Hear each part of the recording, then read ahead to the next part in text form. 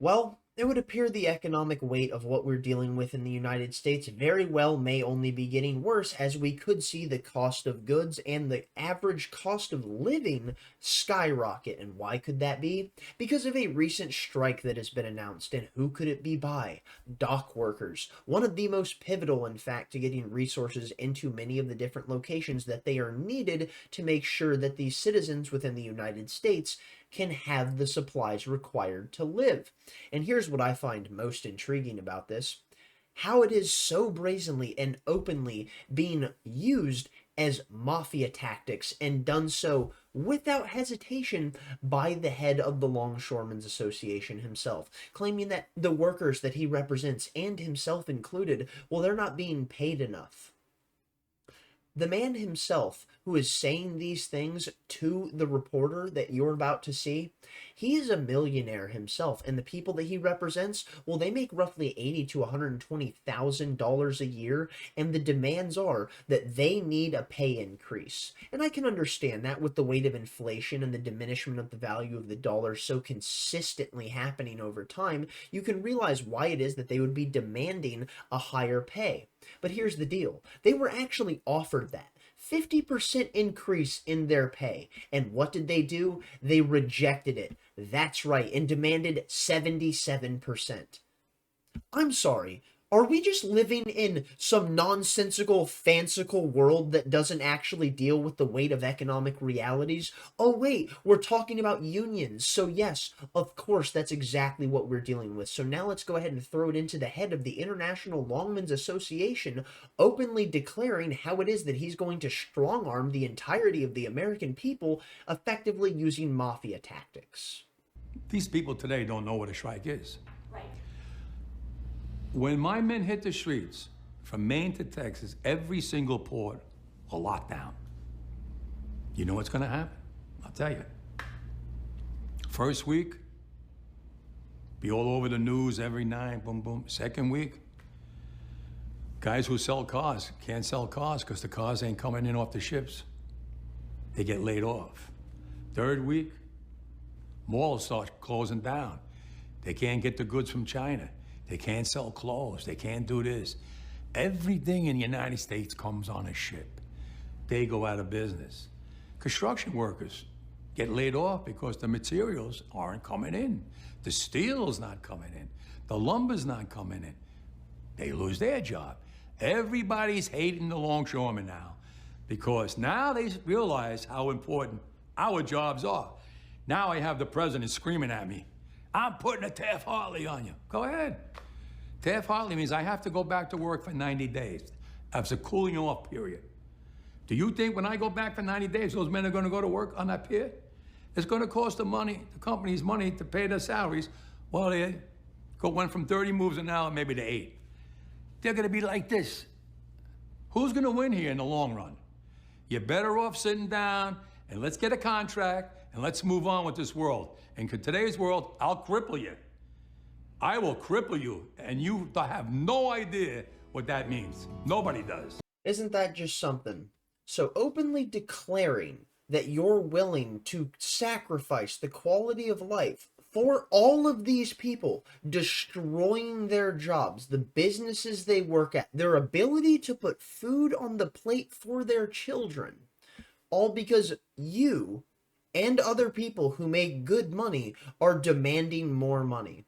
All you're going to do is make people demand for automation in mass, as they will 100% be deserving in doing so, which will in turn only ramp up the degree which how fast you and your kin are excommunicated from the field that you work within. Because I don't know if you're familiar with this, Mr. Longshoremen's Association man, but here's the thing: American docks are actually the most efficient in the entire world.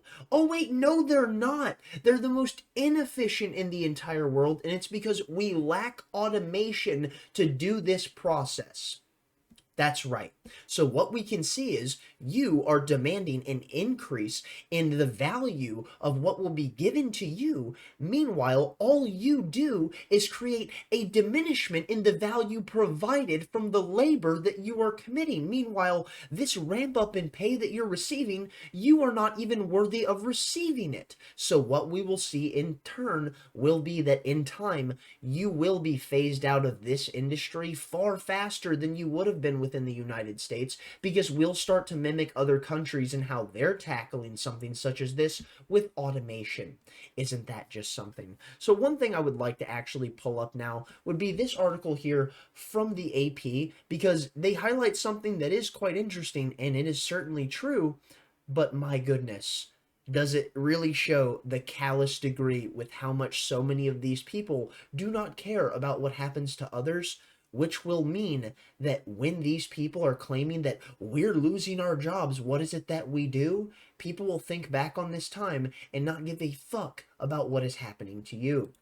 Here we see from the Associated Press, dock workers may have the negotiating advantage in their strike against U.S. ports. And that's true. They do have the advantage. And here's why. Because the New York Post, just simply in this one article title, tells you exactly that.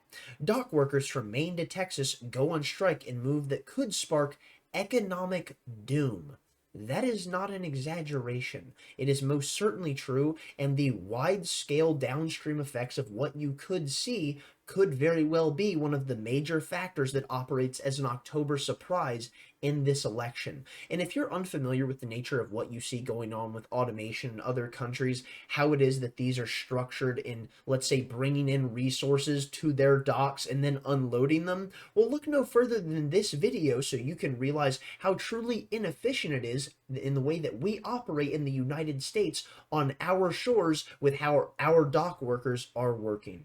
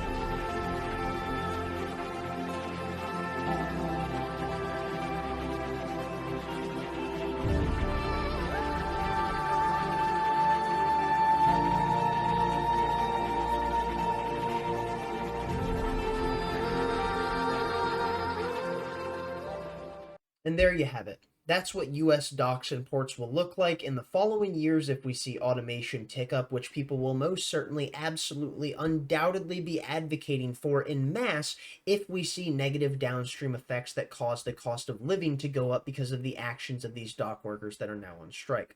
Let's go ahead now, jump into the next stage of evolution and see who it is that is also jumping into the fray, because it appears now we see dock workers from Florida also stepping into the fight.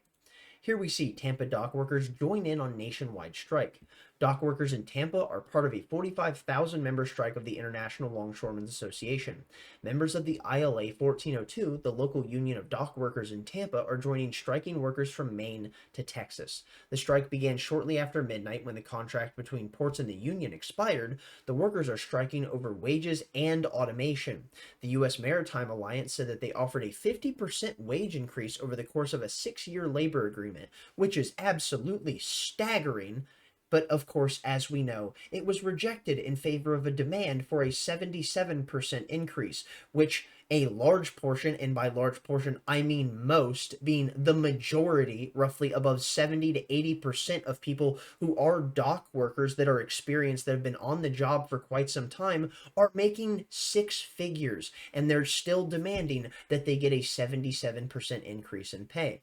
Here we see they also pledged to keep limits on automation, but the union wants a complete and total ban on automation. That's right, that thing that is making other ports around the world far more efficient and effective, cost effective, in fact, and doing so, making it so that the country itself can save money, meaning that, I don't know, the cost of goods might be lower, meaning the standard of living will not cost as much. You see, that's something that we simply can't allow as the dock workers of the United States. We need to ban automation as a whole. That is what we're dealing with. Rather than simply learning a new set of skills to stay within the field that you have progressively grown within, as you've done for generations and people before you did for generations as well, no, you need to be sat there and patted on the back and told that you don't need to learn anything new or advance to make sure that you can keep up with the times. We just need to make sure and hold back the rest of society for your comfort. No, fuck you. Alrighty, now let's go ahead and move on and see how much it is that these people are getting paid. How much do dock workers make? Here are the striking workers' salaries. And I will admit, I was quite surprised when I saw this, only for the fact that you can understand why, with the inflationary pressures that have been mounting over time, they would want something such as this, increase in pay, as we all would want to make sure that we could continually bolster and elevate the standard of living that we exist within. But here's the deal. You don't get to do this and demand more while providing less value than other institutions that don't have to spend as much money subsidizing the industry that they're paying for as they do paying for you with your inefficient labor that is provided. Because as we know, automation most certainly makes things far more efficient, and that is one thing that people never can keep track of, is maintaining a degree of consistency and efficiency that scales upwardly in the same fashion of how you would see an exponential growth curve in the sense of automation. That is just not how people operate. It is simply human nature. So now let's go ahead and jump in and see what we've got with CBS News and how much these people who are striking are being paid. How much do longshoremen make? Only workers at 14 East and Gulf Coast ports are on strike. West Coast longshoremen are represented by a different union, which negotiated significant wage increases for its members in 2023. ILA members earn significantly less than their peers on the other side of the country. Pay for longshoremen is based on their years of experience. Under the ILA's former contract with USMX, which expired on Monday, starting pay for dock workers was $20 per hour. That rose to $24.75 per hour after 2 years on the job and $31.90 after 3 years, topping out at $39 for workers with at least 6 years of service. The union is demanding a 77% raise over 6 years, or the equivalent of a 5% increase per hour for each year on the contract. Under the union's proposal, workers would make $44 for the first year of the contract, $49 for the second, and up to $69 in its final year. I think this work group has a lot of bargaining power, said Harry Katz, a professor of collective bargaining at Cornell University. They're essential workers that can't be replaced, and also the ports are doing well. Harry Katz is right. This is a group of people that hold a lot of collective bargaining power in this conversation, but what he's completely and totally wrong about is the fact that these people are irreplaceable. That is not how this works at all. They're irreplaceable under the standards that have been presented by the union itself, claiming that we need to abandon automation as a whole. But if we were to actually, I don't know, go down the automated pipeline and actually strive to have more efficient methods of resource distribution within the United States, which automating these services would most certainly do, what we can see is these people, by all means, are not the most relevant factor when it comes to the actual progression of getting resources to people and lowering the cost of goods as well as the cost of living. In fact, they're only hampering the ability to do so. So what we can understand is this massive increase that we're seeing being advocated for the fact that they demand a 77% pay increase, which the union as a whole claiming that this needs to be drip fed over time, but many people on the front lines who are actually protesting stating that this needs to be implemented immediately when the new contracts are rolled in. Well, the thing that you would have to understand is you would have to provide value to actually make sure that you are worth being paid that extra 77%, which to the tune of roughly $150,000, which many of these dock workers make, would be an additional, I don't know, like what's like $115,000. Check my math on that. The thing that's so absolutely insane about this, though, is that these people who are making six figures are claiming that they simply can't make it. They're not making enough. Meanwhile, this increase in their pay will only make it so many throughout the country will not also be able to make it, because the cost of goods that they will be getting will be raising in price because the cost of the labor for the people who are dealing with those goods went up. Thus, as we can see once again, the price being passed on down to the consumer.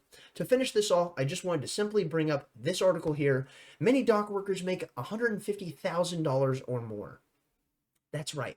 $150,000 or more, and yet they're complaining that they don't make enough money. And I understand the fact of them being someone who could very well be in debt. They're taking care of their family. Inflation is crushing them, and they're not as above water as they once were. But you are not owed, nor in any way justified in claiming that you deserve a 77% pay increase. Because when it comes down to it, to the brass tacks of actually addressing reality, you could be completely ostracized from the field of relevance simply through 3 years of infrastructural development by automating our services at the ports. Just saying.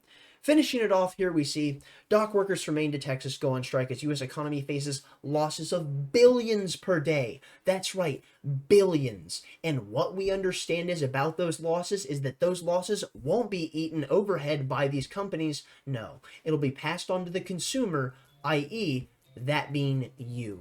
Well, I hope you like paying more for goods, my friends, because in the end, that very well may be the downstream ramifications of what are to come from these actions if the tree planted by these dock workers is to bear the fruit that they so desire. This will not be one of the intended consequences, mind you, but it will undoubtedly be one of them. I'm going to end it there. Thank you for watching. If you got this far, thumbs up if you liked it, thumbs down if you didn't. Tell me where I'm wrong in the comment section down below. Stay lovely, stay great, and most importantly, tell someone you love them. Peace out.